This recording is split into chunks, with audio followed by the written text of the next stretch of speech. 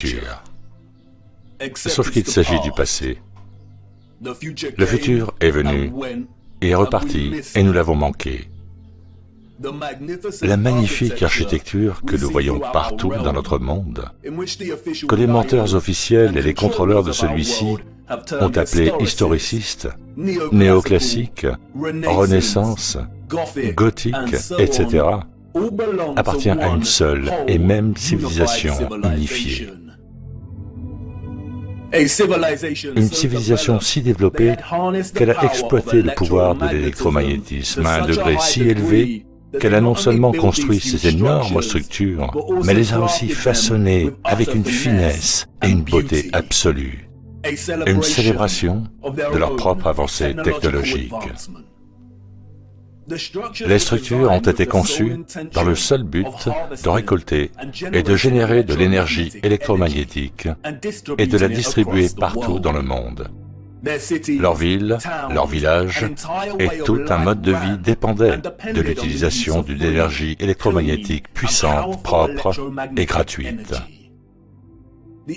L'énergie était captée et collectée dans l'ionosphère au-dessus de nos têtes, au moyen d'antennes, de flèches, de dômes et de tours. Toutes les structures impossibles que nous voyons aujourd'hui ont été reconverties, rebaptisées par nos contrôleurs et les citoyens du XIXe siècle. Ceci n'est pas une église, ce n'est pas une mosquée, ce n'est pas un château et ce n'est pas un bâtiment gouvernemental. Ce sont des générateurs puissants et gargantuesques. Ils collectaient et généraient l'énergie électromagnétique qui était ensuite stockée dans d'immenses centrales électriques et distribuée et redirigée par des structures sophistiquées et avancées, dont un énorme électroaimant ou ce que nous connaissons sous le nom d'arc de triomphe. L'énergie était stockée dans des batteries et des condensateurs, tels que des tours et des obélisques.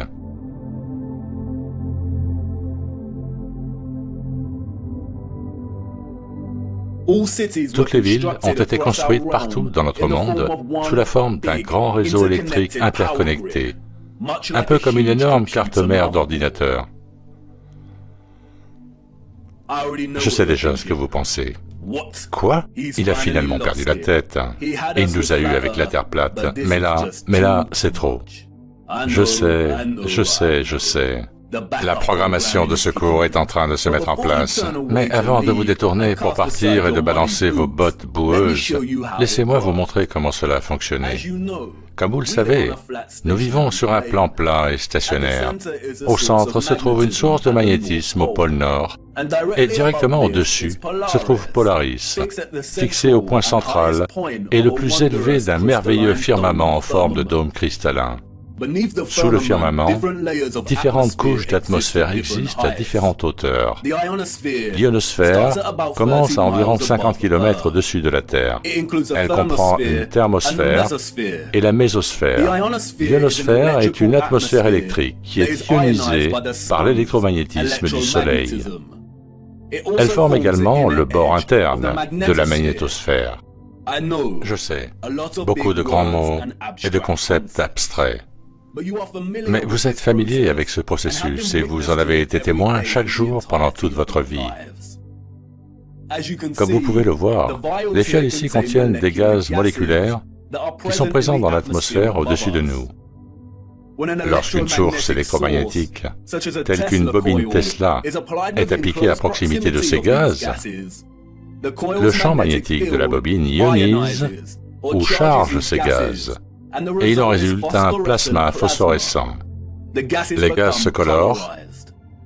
C'est pourquoi notre ciel est principalement bleu. Parce que la présence électromagnétique du Soleil ionise l'atmosphère et le résultat est un plasma coloré. Lorsque le Soleil entre ou sort de notre région, ou ce que les menteurs du monde appellent le lever et le coucher du Soleil, nous voyons une variété de gradients de couleurs en raison de la distance par rapport à l'ionosphère au-dessus de nous. Lorsque le Soleil ne voyage plus au-dessus de notre région, le ciel perd sa couleur et nous pouvons voir les étoiles dans le firmament au-delà. Bien que les scientifiques officiels désignent l'ionosphère comme une couche atmosphérique, il s'agit en fait d'une couche éthérée. L'éther est le tissu ou l'élément qui porte l'électromagnétisme. Il relie tout dans notre monde. C'est le tissu qui rend possible le Soleil et la Lune et leur voyage concentrique au-dessus de notre disque. L'éther est le mystérieux cinquième élément.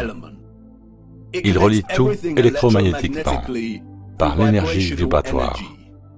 Il est la colle, la toile, la force motrice d'absolument tout.